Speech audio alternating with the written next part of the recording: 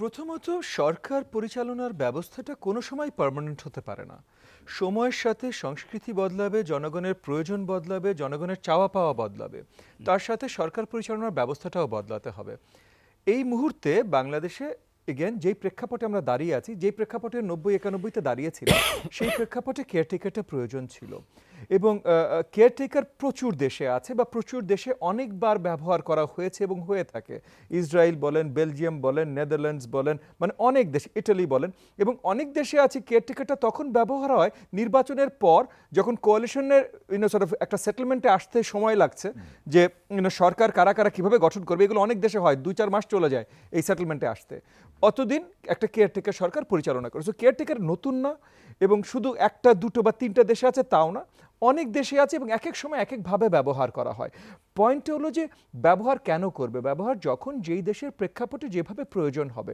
আমাদের দেশের প্রেক্ষাপটে ৯০-৯১-তে যে প্রয়োজনটা এসছিল, যে ওই যে রাজনৈতিক সরকারকে যে নিয়ে আসবে, কারা নিয়ে আসবে, কিভাবে নিয়ে আসবে, হঠাৎ করে একটা সরকার ধূলিসাৎ হয়ে গেছে। মানে এই জাতীয় পার্টির সরকার পতনের পর হঠাৎ করে সরকারই নেই, কোনো সরকার নাই, সরকার ব্যবস্থাই নেই। তাহলে এখন এইটা নতুন একটা সরকারের জন্য একটা নির্বাচন লাগবে, তাহলে নির্বাচন কিভাবে আনা হবে?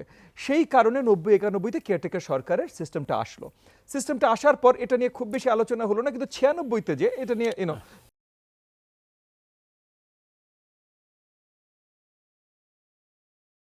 ৯৬ নির্বাচনের আগে থেকে এটা নিয়ে আন্দোলন শুরু হলো। ৯৬-তে যে হলো যে আমরা একে অপরের প্রতি বিশ্বাস রাখতে পারছি না। যদি বিশ্বাস নাই রাখতে পারি, লাস্ট কোন জিনিসটা কাজ করেছে?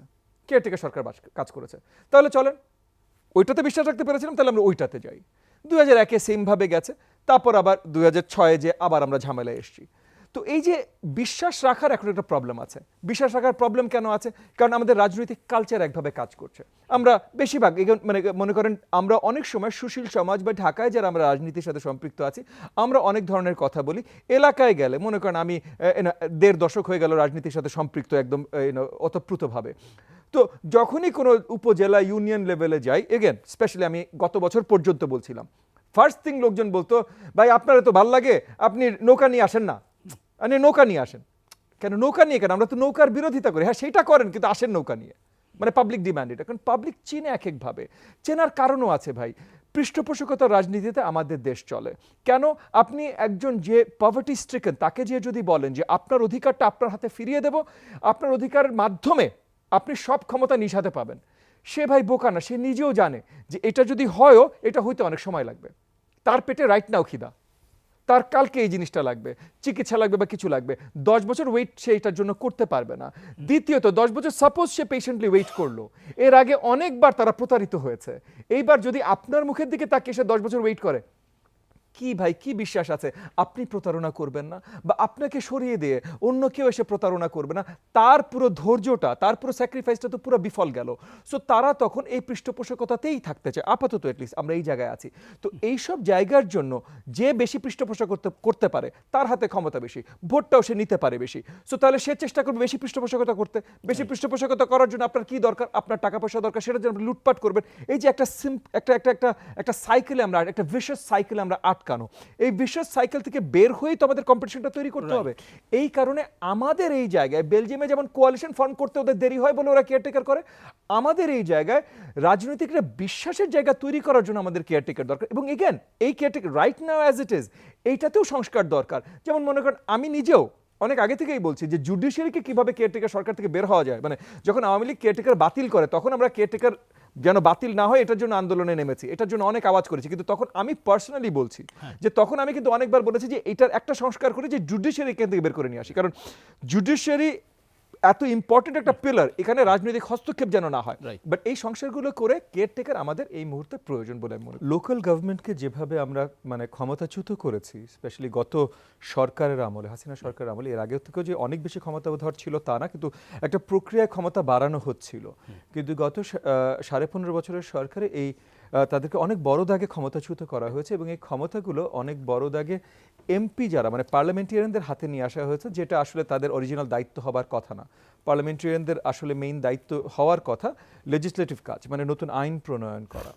কিন্তু সেই জায়গা থেকেও আমাদের এগেন অনেক লোকাল বাস্তবতা বা বাংলাদেশের বাস্তবতাগুলো বুঝেই করতে হবে। অবভিয়াসলি এগেন লোকাল গভর্নমেন্টকে ক্ষমতায়ন করা, লোকাল গভর্নমেন্টকে ক্ষমতায়ন করলে সেই ক্ষমতাও কি কি পরিধি আছে, যেমন ক্ষমতায়ন যখনই করবেন তখন ট্যাক্সেশনের ক্ষমতাও লোকাল গভর্নমেন্টকে দিতে হবে। আমাদের ট্যাক্সেশনের নেটটাই খুব ছোট, মানে আমাদের এনবিআর বেশিরভাগ জায়গায় ট্যাক্স তুলতে পারে না। এই যে একটা বড় দাগে আমাদের যে সিন্ডিকেট প্রবলেমগুলো বা যে কার্টেল প্রবলেমগুলো, এই কার্টেল প্রবলেমগুলো আমাদের সরকার ভাঙতে পারে না, কারণ সরকারের আবার একটা আয়ের উৎস এই কার্টেলগুলো।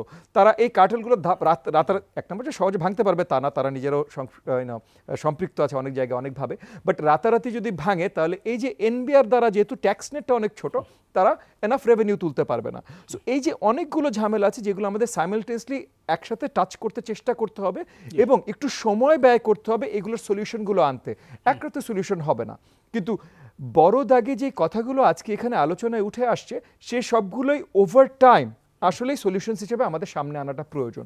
এগুলো যদি আমরা করতে পারি, সো লোকাল সরকারে যখন আপনি ক্ষমতায়ন করবেন, লোকাল গভর্নমেন্টে কিন্তু সবাই লোকাল আপনার একটা জবাবদিহিতা থাকেই, সে ওই এলাকায় তার বাস করতে হবে, তার অ্যাড্রেস ওই এলাকায়, তাছাড়া নির্বাচনেও যেতে পারবে না, সো ওই এলাকায় তার একটা জবাবদিহিতা থাকেই। এমপি যখন অ্যাকচুয়ালি ঢাকা কেন্দ্রিকই মানে ক্যাপিটাল কেন্দ্রিকই হবে, তখন তার ওই এলাকায় ভোটে জিতে এসে কিন্তু সে মানে ওই এলাকার স্পোক্স পারসন হতে পারে, কিন্তু জাতির জন্য সে আইন প্রণয়ন করবে। এই যে এই সেপারেশনগুলো করা শুরু করলেও আমরা অনেক দূর এই যাত্রা শুরু করতে পারি, যেখানে ওই যে আপনি বললেন না যে জনগণেরকে অনেক প্রমিস করবে কিন্তু নির্বাচিত হয়ে আসার পর আর কোনো পিছে তাকাবে না, এইটা আমরা বন্ধ করা শুরু করতে পারি। টাইমলাইনের কথা বলেছেন যদি পুরো সংস্কার না হয় একটা টাইমলাইন, যদি পুরো সংস্কার হয় একটা টাইমলাইন, ভালো কথা, এই পর্যন্ত ঠিক আছে।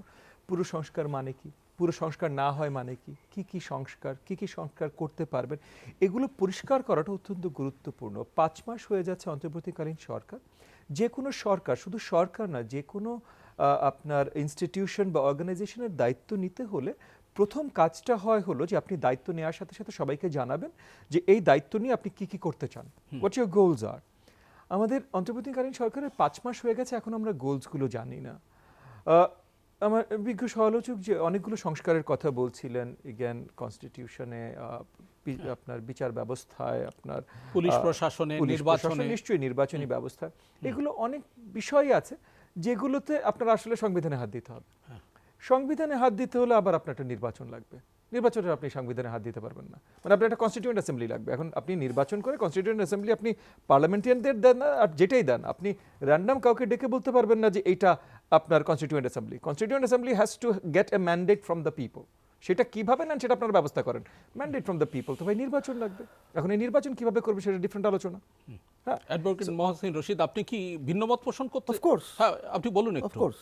আচ্ছা, ববি হাদাদ, আপনার কাছে ফিরবো। Constituent assembly is not the last word. You see, constitutions by acclamation হবে, by referendum হবে, Exactly. then you'll, so constituent assembly লাগবে, বারবার লোকজন বলছে, that's not correct. অসংখ্য ধন্যবাদ। আচ্ছা, এখানে ববি just হাদাদ। ছোট্ট আকারে বলি, রাত অনেক হয়ে গেছে, আলোচনা বেশি লম্বা করতে চাই না। এক নম্বর হলো রেফারেন্ডাম একটা ভোটিং প্রসেস, আপনার একটা নির্বাচনে যেতে হবে। রেফারেন্ডাম একটা ভোট, ভাই, গণভোট, নামটা দেখেন ভোট, হ্যাঁ, এই ভোটে যেতে হবে, মানে ভোটের ব্যবস্থা আপনার রাখতে হবে। তো ভোটের ব্যবস্থা রাখলে ভোটেই যদি যেতে পারেন তাহলে আপনার সবাইকে তো একমত হতে হবে যে কি নিয়ে ভোটে যাবেন। আপনি 100টা ভিন্ন ভিন্ন আপনি কনস্টিটিউশনাল অ্যামেন্ডমেন্ট এনে কনস্টিটিউশন ঢুকিয়ে ওই 100টার এক রেফারেন্ডামে আপনি নিয়ে আসবেন, এটাও মুশকিল হয়ে যায়, কারণ জনগণের জন্য মুশকিল হয়ে যায়। আপনি রিয়ালিস্টিক্যালি এক্সপেক্ট করতে পারেন না যে বাংলাদেশের 18 কোটি জনগণ ওই 100টা ধারা বুঝে মুখস্থ করে তারপর তারা ভোট দেবে। এই ধরনের অনেক প্রশ্ন আসবে। মানে আমরা এই কথাটা কেন বলছি যে আগামীতে যেন কোনো কিছু প্রশ্নবিদ্ধ না হয় সেই ব্যবস্থাগুলো করবার জন্য। এবং এগেন দেশে গণতন্ত্র ফিরে এসেছে, আমাদের সবার মতামতের অধিকার আছে, আমার ভাইয়ের আছে, আমার আছে, এবং অন্য রাজনৈতিক দলগুলোরও আছে। আমি আমার মতামতগুলো পোষণ করছি যে এইভাবে করলে আমরা সবচেয়ে ভালোভাবে যেতে পারি এবং পরিষ্কার করা এবং সবার সাথে আলোচনায় রাখা। আমি ছোট করছি, এগেন রাত অনেক হয়ে গেছে, সবার সাথে আলোচনায় থাকা। এই আলোচনাগুলো যদি আরো ভালোভাবে হয় তাহলে কোন জিনিসগুলো পরিষ্কার করা দরকার সেই প্রশ্নগুলো আরো ভালোভাবে করা। অসংখ্য ধন্যবাদ।